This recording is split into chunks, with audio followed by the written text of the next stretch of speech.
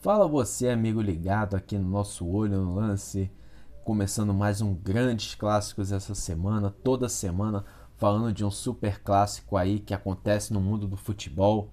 E hoje, semana de clássico paulista aí, teve esse clássico sensacional envolvendo esses dois gigantes. Nós vamos falar de um jogão envolvendo Santos e Corinthians e hoje nós vamos pegar a nossa máquina do tempo e vamos para a década de 80 e vamos para os anos 80 falar de uma decisão. Não é que foi uma final, mas foi um jogo decisivo aí entre Santos e Corinthians. Nós vamos voltar a 2 de dezembro de 1984, quando Santos e Corinthians decidiram o Campeonato Paulista daquele ano. Aí você me pergunta, ué, Rafael, 2 de dezembro? Ué, o estadual, final do ano, Rafael? Será que você não se enganou, não? Calma, galera nova, calma, moçada. Quem é mais velho sabe do que eu tô falando. Antigamente, pessoal, os campeonatos estaduais eram no último semestre do ano, da metade do ano para frente. E eram campeonatos longos, né? Eram campeonatos que levavam todo o semestre mesmo. Para você ter uma ideia, o Paulista desse ano começou em julho. O Campeonato Brasileiro era reservado mais para o primeiro semestre. O Brasileirão no segundo semestre veio ser realidade somente em 1986. Não só no segundo semestre, como também invadiu o ano de 87, sendo decidido no ano seguinte, né?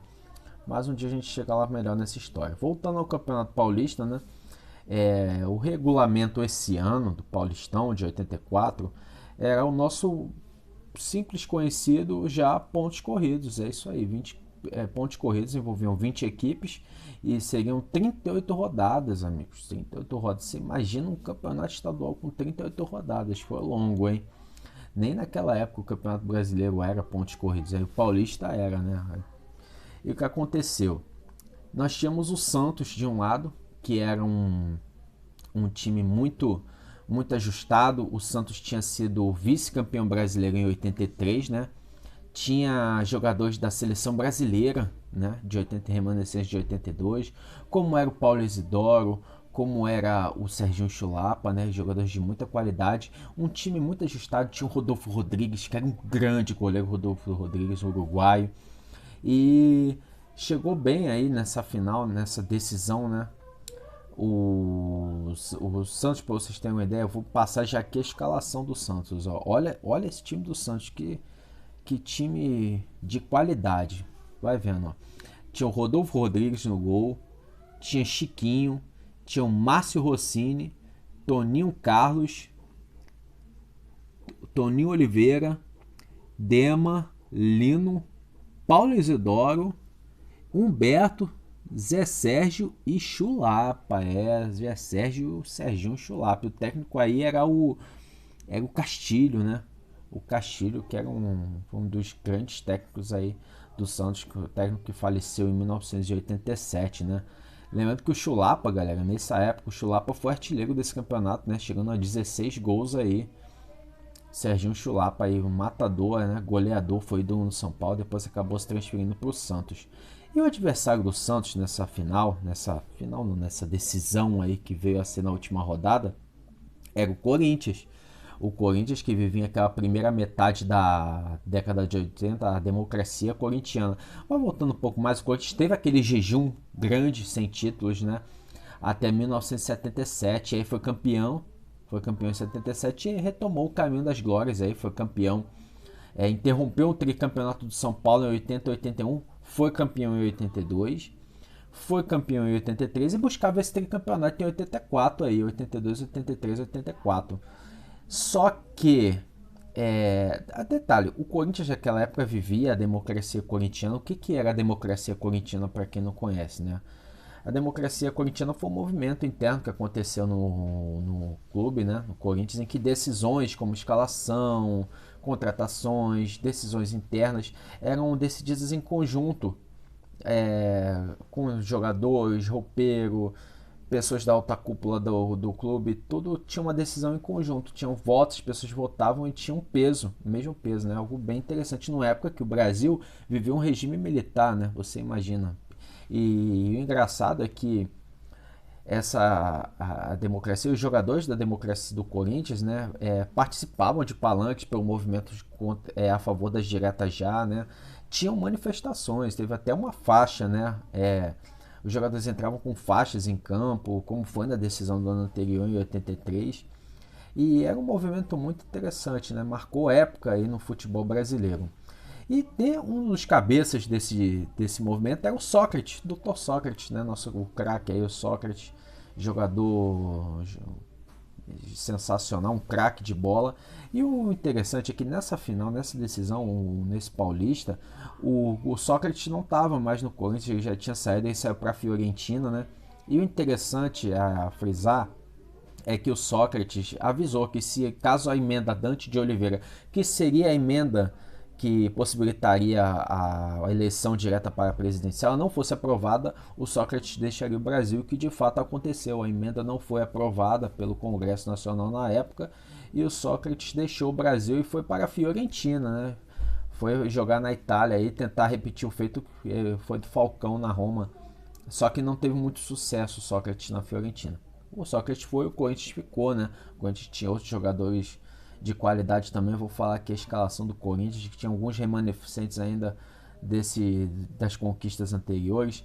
Olha, o Corinthians tinha no gol o Carlos, o goleiro Carlos, né? Aí tinha Edson Boaro, Juninho, Wagner e Vladimir. No meio campo, olha ele aí, gente, novinho, olha o cabelinho dele, é o Dunga, o nosso Dunga, o capitão do Tetra, novinho, aí tinha se transferido do Internacional para o Corinthians, né?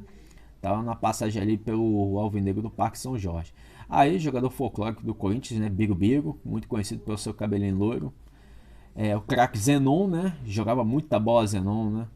Jogadoraço, galera da antiga conhece o Zenon.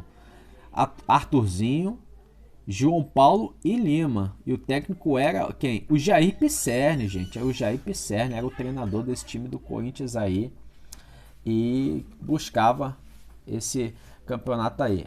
Então, o que acontece, né? O campeonato, como eu falei, era pontos corridos. E o Santos chegou naquela. Começou liderando bem esse campeonato, tinha uma larga vantagem. Só que na reta final o Santos meio que deu uma quedinha de rendimento e o Corinthians subiu de produção. E aí chegou nessa última rodada com o Santos liderando 55 pontos e o Santos 54. Eu falei: pera aí, Rafael. Essa pontuação tá meio baixa, hein, amigo? Você tem certeza que esse campeonato tinha 38 rodadas mesmo? Pois é, galera. Agora eu vou numa outra curiosidade que acontecia naquela época. As vitórias tinham valor de 2 pontos, o empate 1 e a derrota 0. Né? Não tinha 3 pontos como era hoje, só foi ter essa questão da vitória valer 3 pontos, só foi ser realidade lá na frente. Então, esse 1 ponto possibilitou Santos e Corinthians coincidentemente chegarem na última rodada para decidirem, né, esse campeonato paulista aí. E aí o Morumbi lotado, 111 mil pessoas abarrotadas dentro do Morumbi, o estádio lotado. E aí, amigo, o Corinthians precisa fazer o gol, né? E aí o jogo começa. O Corinthians vai para cima, vai pressionando ali, vai tentando fazer o resultado, com os barras na defesa do Santos. Tem uma reclamação de um pênalti em cima do Zenon, que o juiz não dá. O juiz era o Zé Luiz Aragão, né? O famoso árbitro, né? Já apitou final de brasileiro e tudo mais. E ele não dá o pênalti em cima do Zenon, né? E ainda dá cartão amarelo pro Zenon, né? Falar a verdade. Vamos falar a verdade também, galera, que naquela época, às vezes, o que é pra pênalti pra gente hoje, naquela época era jogo de contato, né? O futebol mudou muito, né? Pra falar a verdade. E aí o Santos vai para cima também, chegava nas bolas lançadas, né, principalmente explorando a altura do Serginho Chulapa, né, que era um matador, era um centroavante alto, né. E aí o que acontece? No primeiro tempo o Santos consegue dar uma segurada e o jogo termina 0-0 na primeira etapa. E aí vem o segundo tempo, né. O segundo tempo tem uma jogada do Serginho boa, invadindo a área, ele chuta cruzado, mas a bola passa pelo Carlos sem perigo para o goleiro. Aí, o que acontece, né? O empate já favorecia o Santos, né? Os Corinthians ainda tentava pressionar, tentava fazer seu gol, mas esbarrava na boa atuação do goleiro Rodolfo Rodrigues. E o Santos, numa jogada de uma trama pela lateral esquerda, o Zé Sérgio, né, faz uma jogada com o Humberto e aí sai um cruzamento. Aí o Carlos deixa a bola passar e a bola sobra para quem? Para o Serginho Chulapa só cutucar para dentro da rede e fazer 1-0 para o Santos, não é verdade? E aí, o que já era uma vantagem muito boa para o time santista ficou melhor ainda. O Santos faz 1-0 e aí o Corinthians se manda torta direito lá pro ataque, tenta fazer o gol de tudo quanto é forma. Tem mais uma reclamação de pênalti, né? Que o juiz não dá nada, um pênalti seria no Lima. O juiz não dá nada, manda seguir. E o Santos vai caminhando, aquele 1-0 ali, e consegue o seu. Coloca o regulamento debaixo do braço e ali termina como campeão, né? E o juiz encerra o jogo, o Santos é campeão e levanta o troféu, né, que não levantava desde 1978, né, quando o Santos foi campeão pela última vez. E aí depois somente em 1984, né? E essa geração aí, nesse bom time do Santos, que já havia sido vice-campeão brasileiro em 83, levanta o caneco do Campeonato Paulista aí por pontos corridos. O Corinthians ficou com vice esse ano. Não consegue o tricampeonato, né? Que seria inédito desde a criação da FPF, da Federação Paulista de Futebol, né? O Corinthians conseguiu, antes da Federação Paulista, o tricampeonato paulista, mas depois, na era FPF, o Corinthians não tinha conseguido ainda.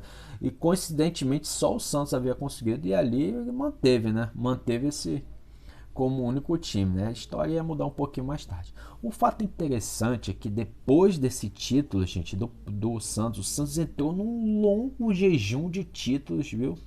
O Santos só foi ser campeão de alguma coisa de novo em 1997 no Rio São Paulo, quando ganhou do Flamengo no Maracanã. Depois ganhou do Brasileiro em 2002, né? Os Minutos da Vila, né? Diego e Robinho. E o Santos só foi ser campeão paulista, gente, paulista, em 2006. Gente, olha só quanto tempo, de 84 a 2006. Quanto tempo o Santos ficou sem ganhar o paulista, viu? Foi um jejum grande, né? O Santos sofreu muito tempo sem ganhar título paulista. Já o Corinthians, né, viu o movimento da democracia corintiana terminar em 85 de vez, né? E voltou, as coisas voltaram a ser como era antes em qualquer clube, né? Aquela coisa de hierarquia, acabou a democracia, acabou tudo. O Corinthians ainda conseguiu um paulista ali na segunda metade da década de 80. E o que chama a atenção é que o Corinthians, mesmo tendo esse time forte na época da democracia corintiana, não conseguia. O Corinthians não tinha conseguido um título nacional ainda, nada. De 59 até aquele momento, nem Taça de Prata, nem Taça Brasil, nem Robertão, nem nada. E o Corinthians só foi ser campeão nacional, né, em 1990, né, já num outro contexto, numa outra situação. E até 5 anos depois dessa democracia corintiana. E de lá para cá que o Corinthians construiu sua história nacional e internacional, né? Porque o Corinthians até aquele momento não era campeão nacional nem muito menos internacional, né? É uma história estritamente ali estadual. Passou muito tempo sem ganhar um título também, né? É por isso que a torcida do Corinthians é chamada de fiel. Depois de 77 retomou as conquistas estaduais, mas só foi ganhar o brasileiro lá em 90 e aí de lá pra cá vem construindo sua história, né? Bem, pessoal, esse foi o nosso grandes clássicos dessa semana. Se você gostou, dá um joinha aí, fortalece o nosso trabalho. Toda semana a gente dá o nosso debate aí, nosso olho no lance. Eu vou mandar aqui um abraço aqui para todos os nossos espectadores aí. Um abraço aqui para meus amigos Caleb, o Arthur, o Jorge Bento, o Naubert. Não percam os nossos debates toda semana, viu, galera? Um beijo forte no coração, fique com Deus e até o próximo Grandes Clássicos.